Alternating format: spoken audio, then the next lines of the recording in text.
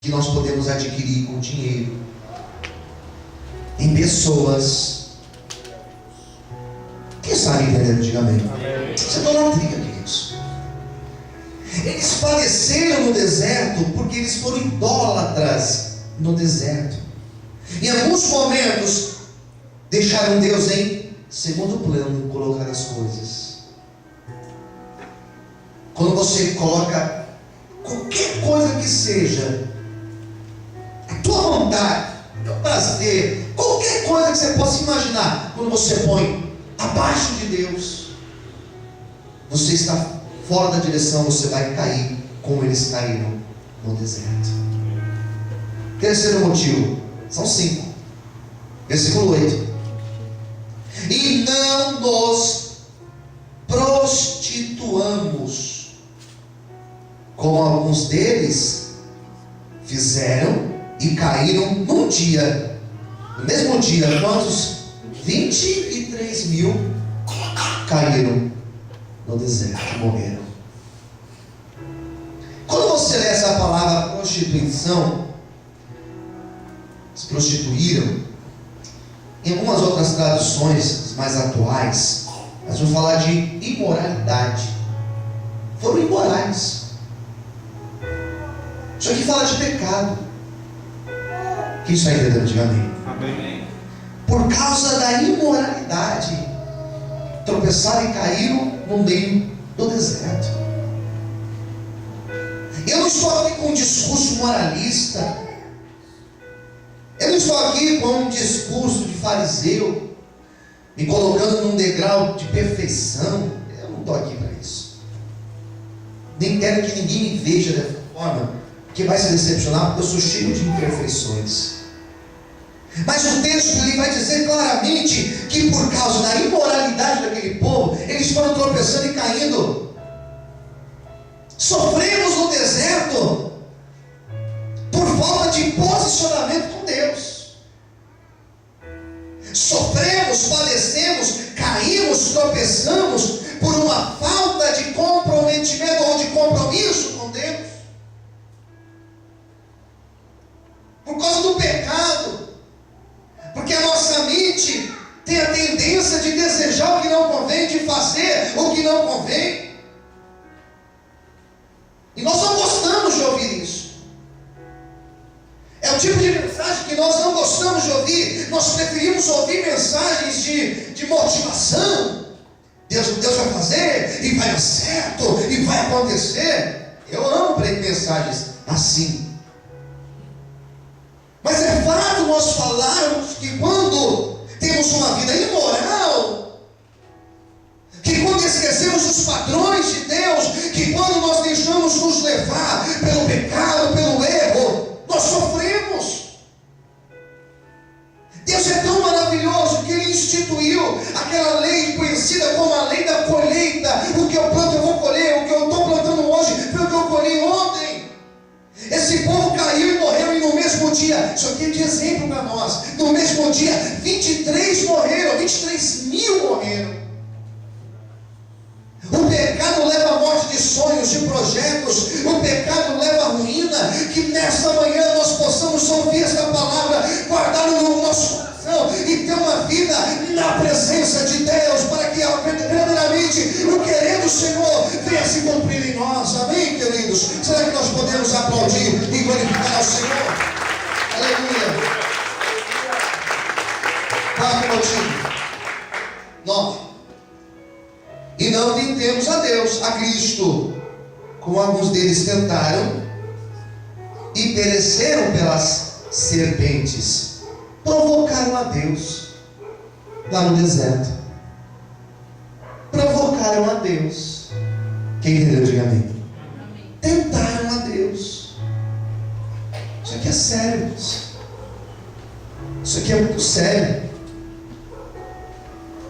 No deserto, provocaram a Deus, tentaram ao Senhor,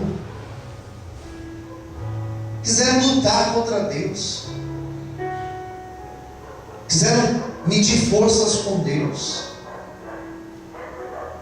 Versículo 10, a quinta e última, Último motivo. Esse aqui é o maior e talvez o que mais acontece.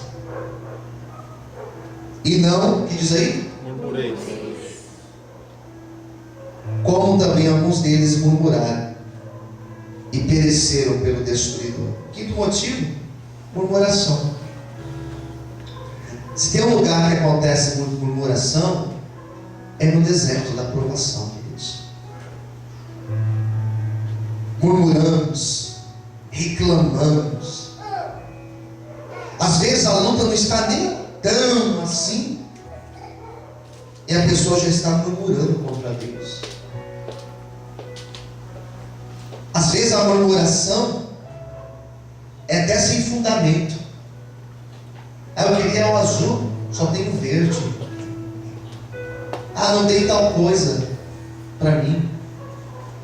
Eu costumo dizer que quando a pessoa vai nas ruas fazer uma entrega de alimentos, como a gente realiza de sexta-feira, ela deixa de reclamar algumas coisas da vida. Quem concorda, diga amém. Eu costumo dizer que quando a pessoa ela tem a oportunidade de ir lá no hospital do câncer, ela deixa de reclamar de algumas coisas. Recente eu fui à Santa Casa visitar uma criança, e quando você passa na UTI da pediatria, nós que temos filhos, principalmente nós que temos filhos, a gente olha para aquelas criancinhas que estão ali há 6 meses, há 1 ano, e você vê os seus filhos em casa brincando e pulando, e você fala assim: meu Deus, obrigado pelos meus filhos. Murmuramos menos. Quem concorda, diga amém. Amém. Quando você vai lá nas ruas, quando você vai lá no hospital, quando você começa a conversar com pessoas que estão ao teu redor, às vezes nem da própria igreja que você participa, você começa a conversar e vê o caso da pessoa, você fala assim: eu não tenho problemas. Esse povo estava no deserto? Sim. Esse povo estava na provação do deserto? Sim, eles estavam. Faltava comida para eles? Não. Faltava suprimento para eles? Faltava água? Não. Durante o dia existia uma sombra que protegia do sol. À noite uma coluna de fogo para aquecer do frio. E mesmo assim esse povo murmurava contra Deus. Sabe qual é o problema? Deus tem nos cercado de bens. Deus tem abençoado a nossa vida. Deus tem te abençoado com tudo. E às vezes nós só abrimos a boca para reclamar. Às vezes quando tudo está bem, nem para a igreja nós temos disposição para vir. Mas que nesta manhã deixemos de murmurar e comecemos a dizer: Deus, obrigado pela tua bondade, pela tua fidelidade e pela tua misericórdia na minha vida, Senhor. Você pode aplaudir e dizer obrigado, dizer glória a Deus, aleluia. Amém, querido? Esses dias eu ouvi uma mulher formada, esqueci a formação dela, veio para São Paulo, veio exercer a sua profissão, perdeu o emprego, não conseguiu pagar aluguel, se enrolou, foi parar nas ruas. E ela dizendo como ela se aquece à noite, nessas noites de muito frio, como ela faz para se aquecer, usando aquele plástico bolha.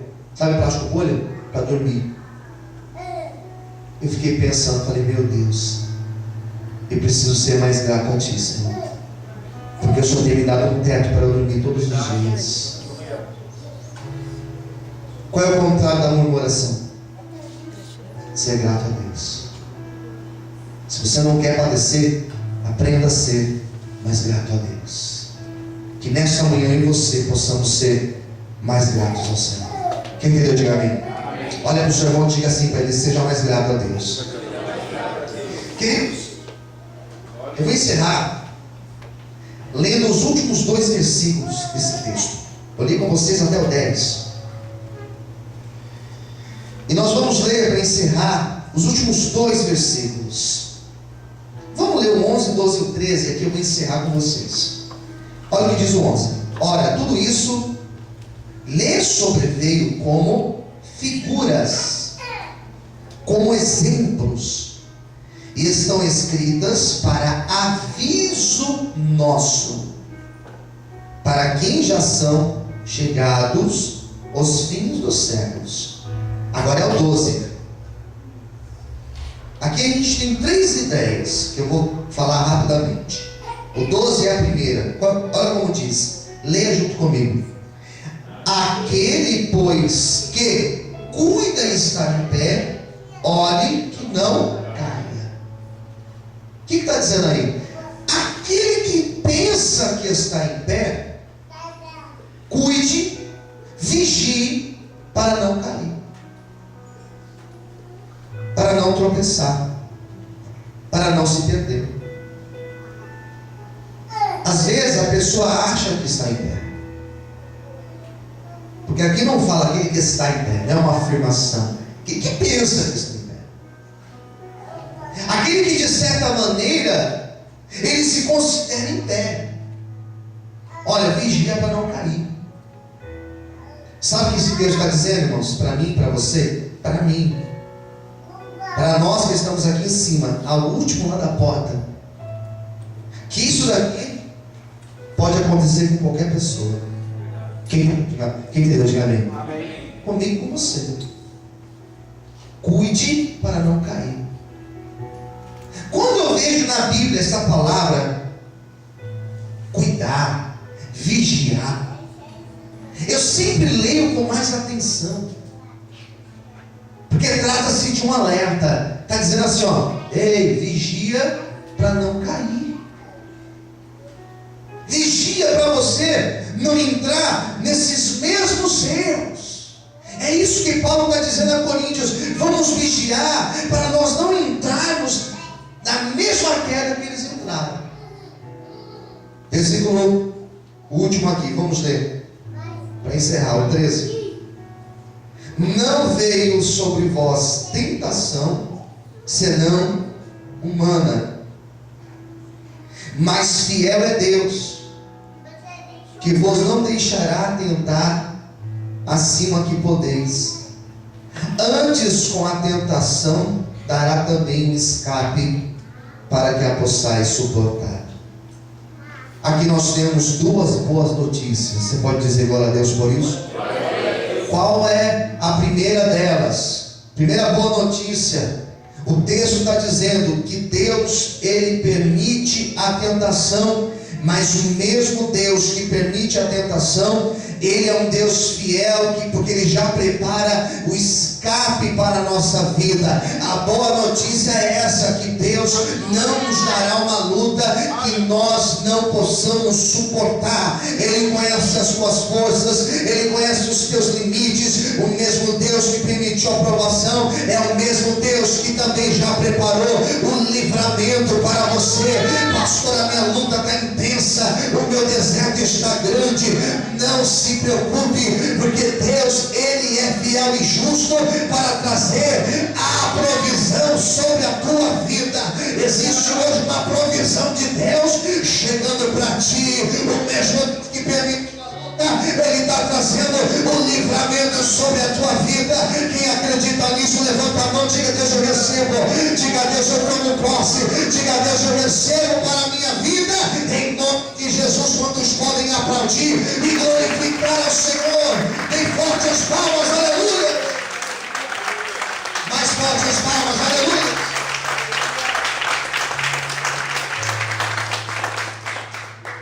Quais são as 2 boas notícias? Qual é a primeira? Deus sempre prepara o livramento nos nossos desertos. Posso ouvir um amém? Amém. Está difícil a tentação, está difícil a minha luta. A provisão chegou para ti hoje. Eu creio, Pai. A última boa notícia, aqui eu vou fechar a Bíblia. Olha o que Paulo diz. Passa até desapercebido se a gente não presta atenção. Ó: não veio sobre vós uma tentação senão humana, mas, que diz aí? E leia para mim: mas fiel é Deus. Vamos ler de novo? Mas fiel é Deus. Mais uma vez, mas fiel é Deus. Fiel é Deus.